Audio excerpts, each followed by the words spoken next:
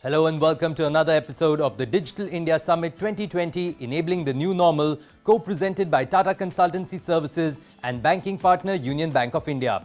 Now in its sixth edition, the summit was envisioned with the purpose to accelerate India's digital transformation by defining an action plan for progress. On today's episode, we have with us a man who has been a supporter of the Digital India mission since its inception. He's at the heart of India's digital agenda, and today he'll be sharing his experience and insights on how technology has enabled the government to fight COVID-19. The Honorable Minister of Law and Justice, Electronics and Information Technology and Communications, Shri Ravi Shankar Prasad, is in conversation with Times Network's Navika Kumar. Hello and welcome to the sixth edition of Digital India Summit. This year, the summit is truly digital because we are doing a virtual edition of this summit, and joining me almost like every year to give us his good wishes and to look forward to a more digitally progressive India is the Union Minister for Telecom, Information Technology, Electronics, and of course, Law and Justice. Mr. Ravi Shankar Prasad joins me on the Digital India Summit. Thank you very much, Mr. Ravi Shankar Prasad, for joining me. You have been joining the Digital India Summit repeatedly over the last 3 years, and we welcome you this time also on this edition, which is truly virtual, which is how India has adapted, just like the rest of the world, to this pandemic of COVID-19. And everything is going digital. And India being able to adapt to this new digital era has been possible because of the strides that we have taken in the past, which we possibly didn't even realize we could use to such an extent for our day-to-day lives. My greetings to you, to Times Now, to all the viewers, to your digital summit.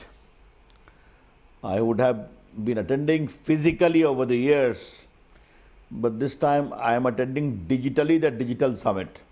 Yes, COVID was great challenge.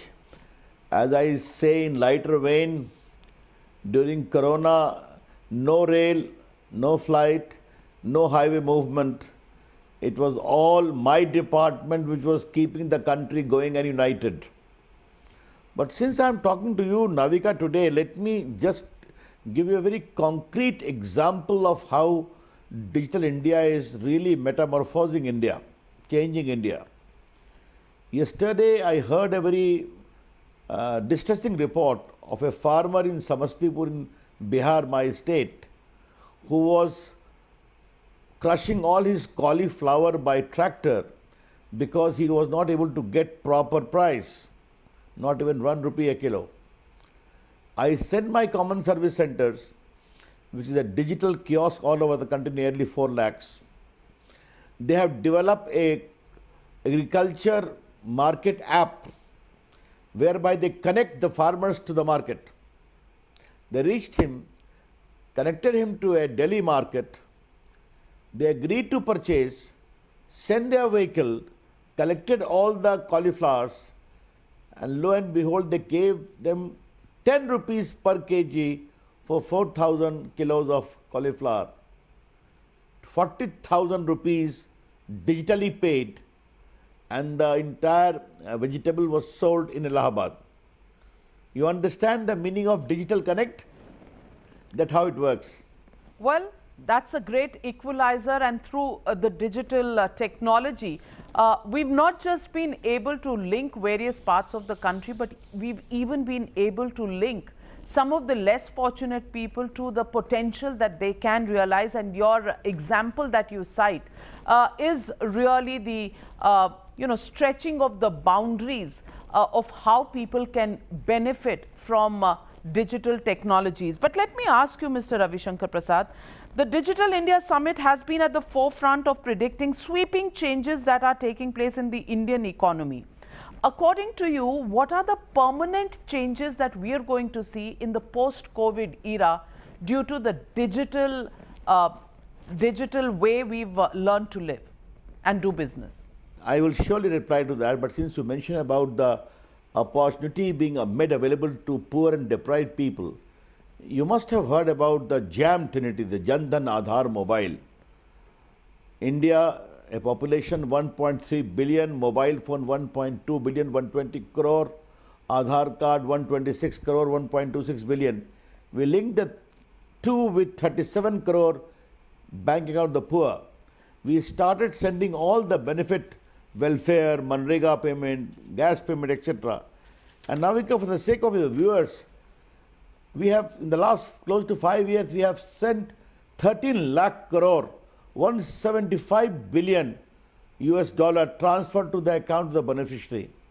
And how much we have saved? 1.178 lakh crore, 24 billion, which used to be pocketed by middlemen and fictitious claimants. We launched the eNAM, e-National Agriculture Market, in 2016. You can sell your products digitally from your, don't need to go to Mandi. And Navika, 1,000 mandis from 21 states are connected to this eNAM digital platform. 1.68 crore farmers are connected, and trade worth 1,15,000 crores have been made possible, whereby 1,50,000 plus farmers have traded. Now you kindly see the potential available. I would recommend, I will come subsequently to the issue of electronic manufacturing, which we have done substantially well and which there is a great future. And the success of our digital profile in the COVID has only strengthened the cause for achieving that objective. Then Mr. Ravi Shankar Prasad, you're talking about digital governance. I want to ask you, why are you and the government not able to solve the problem of the farmer protests, number one? And number two, will dharnas and protests also become digital in some day and age? And will political parties actually allow you to do that? What the substance of these agriculture reform is, very simple. A farmer is not mortgaged to the mandi to sell his produce. He can go to the mandi or he can sell his produce anywhere in the world. That is the sum and substance. And for the last nearly 20 years, there has been a consensus. Congress party in the election manifesto last year in the Lok Sabha election promised we will repeal the Agriculture Produce Market Mandi Act. We shall create enabling atmosphere for the free trade of farmer produce. And all the parties opposing here today in 2005-06, Manmohan Singh as the chairman of the Planning Commission had got a report prepared that contract farming, liberalizing the sector is the only way out. The second part, do you know today in Gujarat 28% of India's potatoes are grown and they are getting lakhs and lakhs of benefit per acre because they are selling it to international market of their standards. In my state of Bihar, in Aurangabad, today berries are being produced in Aurangabad.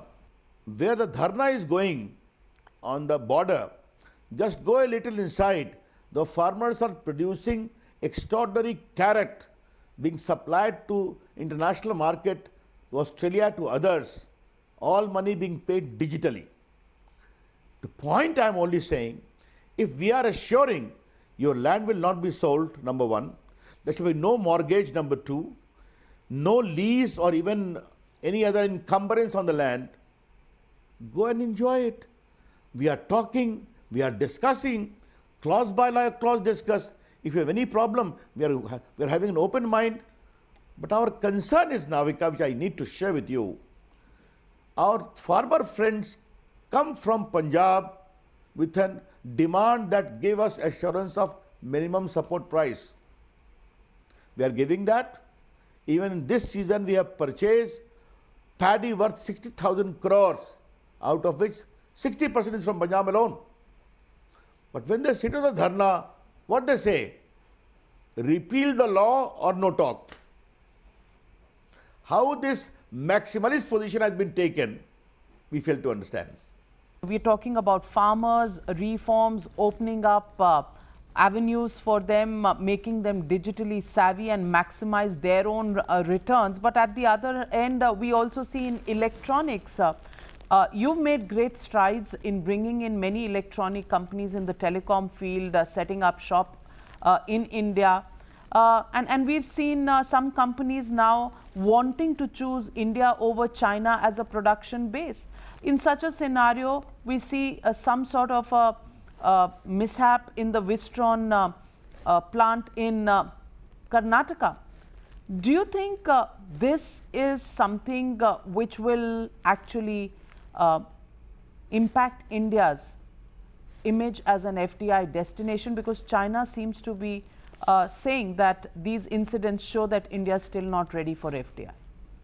In spite of the challenge of COVID, my IT, electronic and telecommunication registered a rise of 7% plus and has received the biggest FDI, to reply to your one query.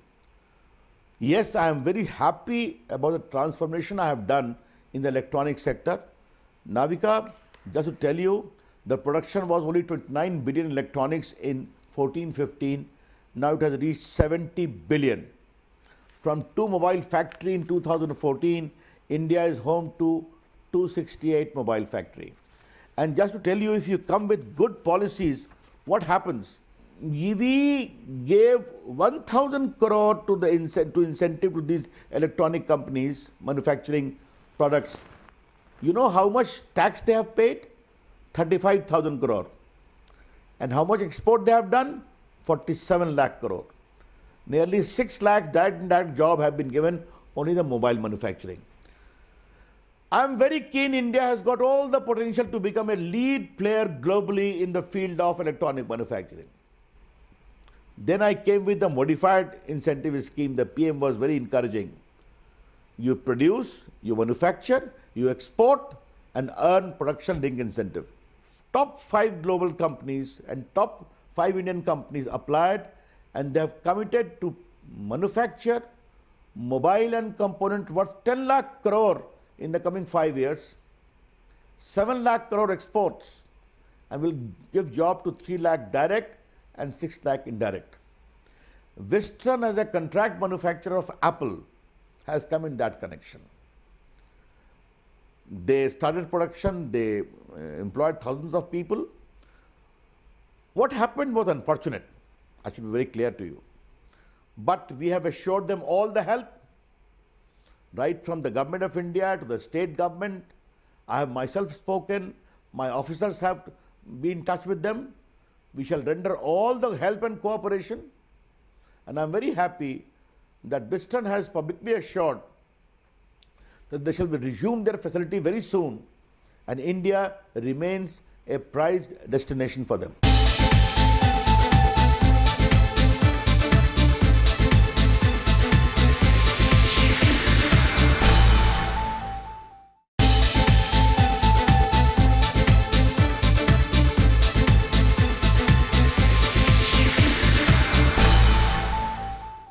Mr. Ravi Shankar Prasad, let me ask you, on questions regarding the Chinese apps. 118 apps were banned and 43 more apps were added to that list in November itself. I want to ask you, how serious are we in looking at these Chinese apps and the ban that we did at that time? Is it going to be a policy that will stay in place for a while, or is there a rethink to bring back some of the apps that have been banned as things at the border, at the LAC get back to normal? What is the government's long-term view on this? Our view is very clear, Navika. These apps were banned under the sovereign power of Government of India, apart from the provisions of the Information Technology Act, whereby we banned it to safeguard the unity and integrity of India, the privacy of the rights of Indians, and the threat to their data safety. There was no assurance on those scores. Now the proceedings are going on. They have been asked a lot of questions. The questions include, from where do they get the funds? Who are the owners of the company? What is the pattern of the corporate governance? What is the assurance of the safety and security of the data? and to what extent you are linked with the establishment of that country. All those questions are there. Some of them have filed the reply. We'll give them all the fair hearing. But one thing very clear be noted, Navika Kumar. The government under Prime Minister Narendra Modi shall never compromise the sovereignty and integrity of India and the safety and security of data of Indians. That policy is very clear. If that threat will be there, this action will be taken and continue to be taken. Mr. Ravi Shankar Prasad, I remember as early as 2005, there were internal meetings in the then government's Cabinet Committee on Security, which talked about allowing the Chinese equipment companies to come into the telecom sector. And I remember doing stories at that time that there were objections from our security agencies and intel agencies about these companies coming into the telecom sector. But they were allowed in those days. Today, are we going back to that stage where we are still evaluating whether these Chinese companies should be allowed to enter into the 5G age in the Indian telecom sector? Telecom sector is an important infrastructure sector of the country. Therefore, security concerns will be addressed. You may have seen yesterday the Cabinet Committee on Security has taken a very, very significant decision. And what is that? A proper directive on the equipments in the field of telecommunication that must be procured from trusted sources. And that trusted source shall be determined by a committee headed by the Deputy National Security Advisor. We have also changed a lot of rules. Therefore, the rules of the game, we are all open for 5G also. But there shall be no compromise on India's security concerns. Mr. Ravi Shankar Prasad, when will India have 5G operations available? Very soon, why not? Very soon. Any timeline? We are very keen to encourage 5G. Leave it to me to decide when because first we'll have to come with the test beds. Because 5G, Navika, you need to understand, it is still evolving. Some countries have adopted it. Many countries are still in the process of experimentation and matching the telecommunication gears in consonance with the requirement of 5G. But I am very keen, and so is our Prime Minister, that 5G technology should also be homegrown. And lot of initiatives are going in that direction. Therefore, let all those come. I can only tell you that we will have a very effective 5G rollout in India with all the due preparations.